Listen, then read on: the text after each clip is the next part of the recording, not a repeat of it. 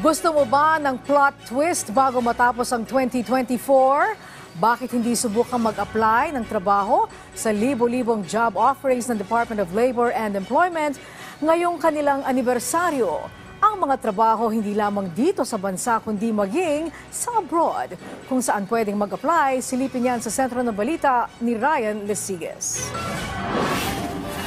Hirap mang maglakad pero hindi napigilan si John na magpunta dito sa Maynila para dumalo sa ikinasang job fair ng Department of Labor and Employment dito sa Manila Science High School. Breadwinner sa pamilya, kaya kahit mababang kumpiyansa dahil sa kanyang kapansanan, sinisikap niya pa rin na makahanap ng mapagkakakitaan. September pa nung nakarang taon nang mawalan siya ng trabaho. Kaya malaki ang pasasalamat ni John sa job fair. Pero para sa akin po, hindi naman po siya lang. Actually, kung may gusto ka, kaya mong gawin. Kasi yun yung gusto mo. Wala namang hadlang, sarili mo lang talaga yung makakalaban mo.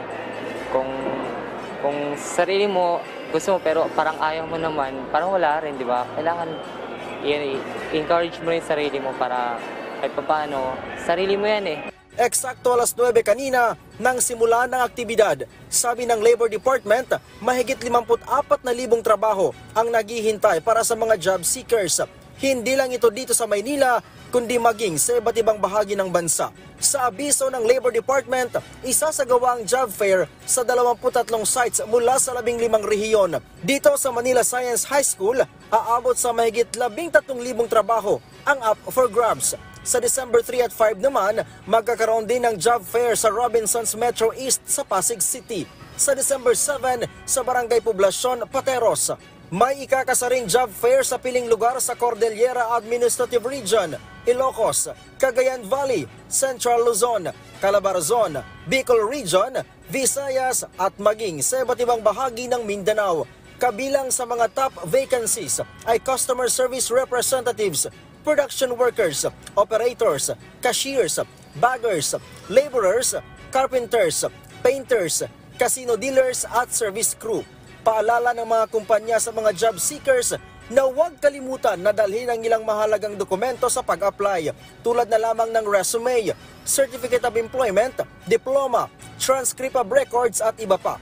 Sa ngayon, nasa 54,287 ang job vacancies pero inaasahang tataas pa ito sa mga susunod na araw. Totoo yun, patapos ng taon, subalit ito'y paghahanda rin sa darating na taon.